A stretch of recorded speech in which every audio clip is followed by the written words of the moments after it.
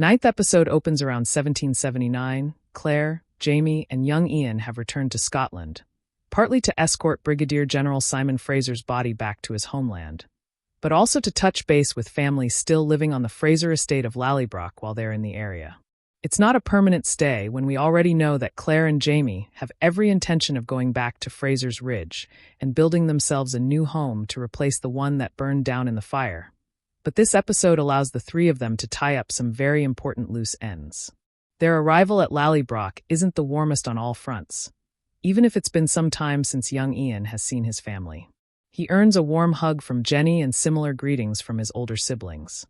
But the situation with his father is much more complicated, as Ian's health has worsened significantly since we last returned to Lallybroch. Claire astutely diagnoses the man with consumption at a glance, but there's little that can be done apart from making Ian comfortable in his final days.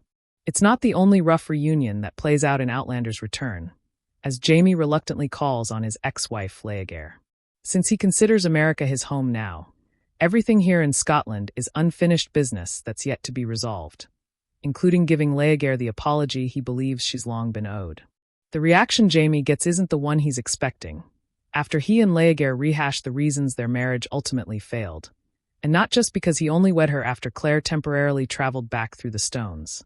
Leager rightfully points out that Jamie's feelings for her were always rooted in pity, not love, before getting furious enough to throw a pot at him, and then swing at him with a pitchfork.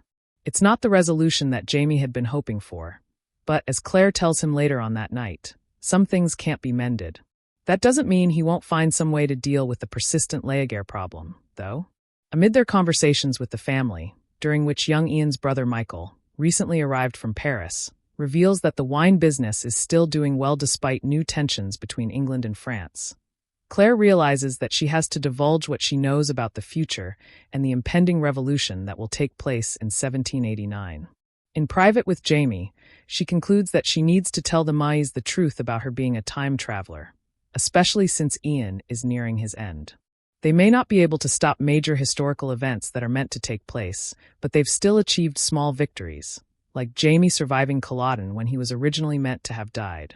Sitting around the table with the Maes, Claire warns Michael about remaining in Paris past 1788, and when the truth is finally out, the family seems to have trouble grasping the concept of time travel.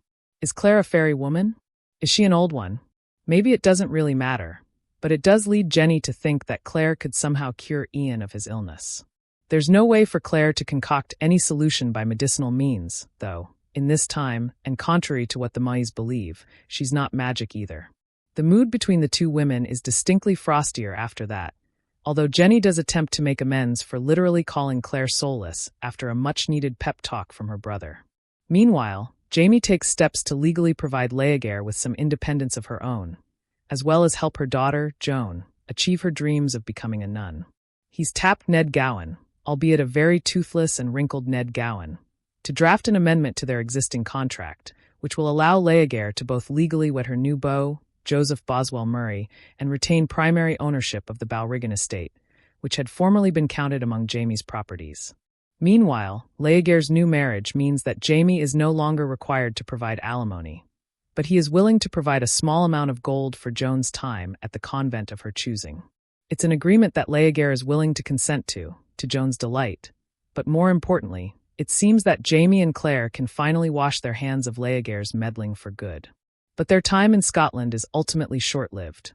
Claire receives a letter from Lord John Grey informing her of his nephew Henry's grievous injury in battle. Physicians have attempted to remove the musket balls that are still lodged in Henry's abdomen, but failed. John insists that Claire is the only one who can successfully perform the operation in Philadelphia, where his nephew is currently convalescing. Her departure, however, means she and Jamie will have to split up for a time while Jamie stays behind in Scotland.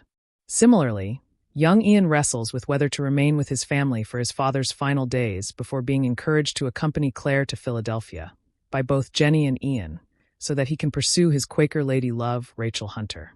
As Jamie and Claire say their goodbyes by the wagon, Ian realizes his father has mustered up enough strength to come outside and send him off, and both Ians share a meaningful, tender embrace with the knowledge that it will be their last.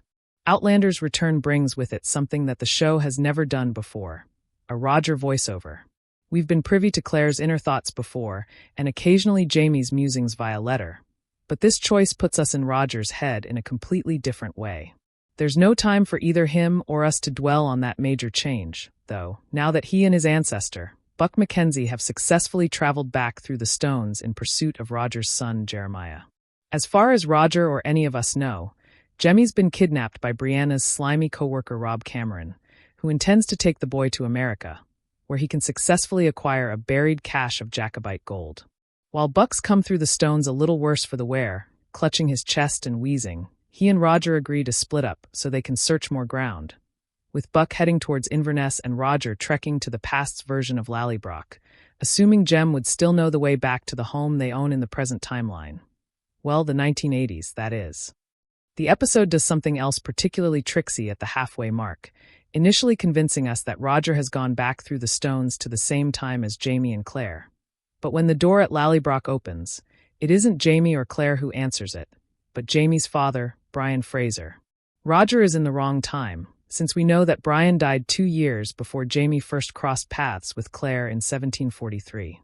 That doesn't confirm exactly which time this is just yet, but it does narrow things down, especially when Roger meets a younger version of Jenny, who is yet to marry Ian Murray. Word of a strangely dressed man has also apparently spread through the village. But Roger's inquiries are cut short when he learns that Buck fell ill on his way back from Inverness.